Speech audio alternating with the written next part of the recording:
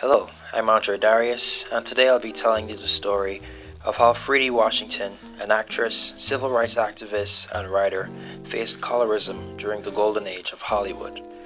Just before we begin, for those of you who are unaware, colorism, also known as shadism, is a form of prejudice or discrimination, in which people, although they are of the same race, are treated differently based on how light or dark their skin tone is.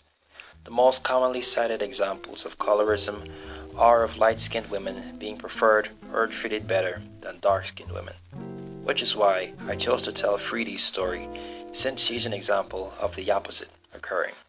Frederica Carolyn Washington, more well known as Fredi, was born on December 23, 1903, in Savannah, Georgia, to Robert T. Washington, a postal worker, and Harriet Walker Ward, a former dancer, both of whom were of African American and European ancestry. Fredi's performing career began in 1921, when she got a chance to work in New York City, where she was living with her grandmother and aunt.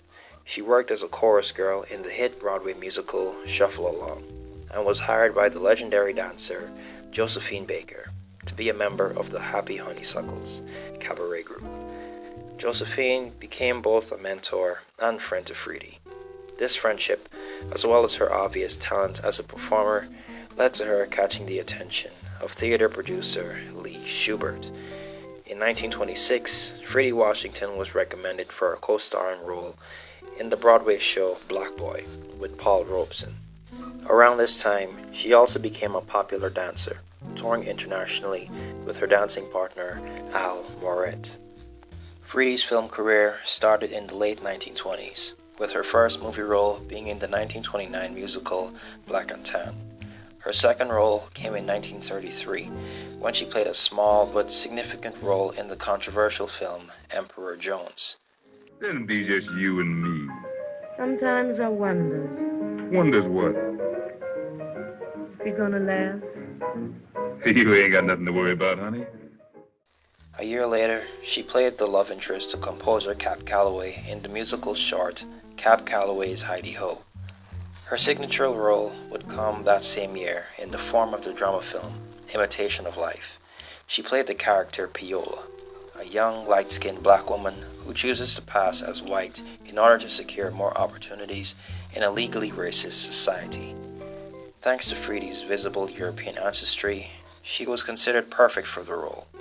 Both the film and her performance were critically acclaimed, with the film even being nominated for Best Picture at the Academy Awards.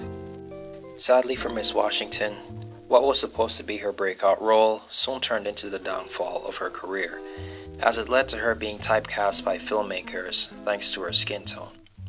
After Imitation of Life, she was only successfully casted in two other films, Uwanga in 1936 and One Mile from Heaven in 1937. Back then, black actresses were expected to be dark-skinned and were usually typecast as maids. Not only that, but directors were worried about casting a light-skinned black actress in a romantic role with a white leading man. This was because of the motion picture production code, more well known as the Hays Code, which was active at that time. The code contained a list of do's and don'ts that filmmakers had to follow in order to get their films approved for release. One of the don'ts prohibited suggestions of miscegnation, also known as a mixture of races, whether it be through marriage, cohabitation, or sex between two members of different races. So, Hollywood directors didn't offer Fredi any romantic roles.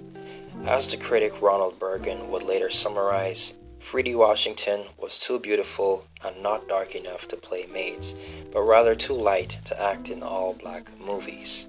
Due to her role in Imitation of Life, moviegoers would sometimes assume from her appearance that she might have passed for white in real life.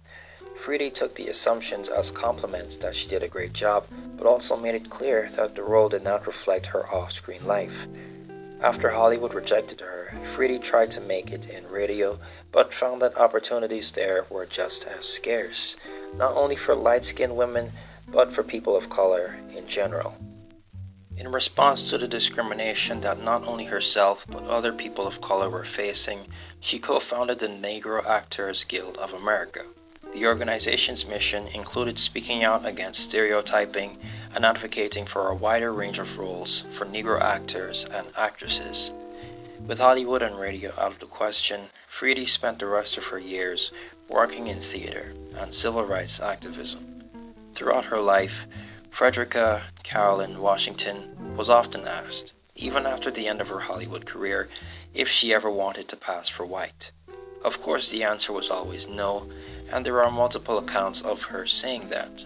But to end this video, I'd like to share my favorite response of hers, one that she gave to the Chicago Defender on June 16, 1945. I am an American citizen, and by God, we all have inalienable rights, and wherever those rights are tampered with, there was nothing left to do but fight, and I fight. How many people do you think there are in this country who do not have mixed blood? There's very few, if any. What makes us who we are our culture and experience. No matter how white I look, on the inside, I feel black. There are many whites who are mixed blood, but still go by white. Why such a big deal if I go as Negro? Because people can't believe that I am proud to be a Negro and not white. To prove I don't buy white superiority, I chose to be a Negro. Thank you for watching. Don't forget to like, share, comment, subscribe, and hit the notification bell to know when I upload next. This has been Andre Darius, and I'll see you all next time. God bless. You say you're lonely.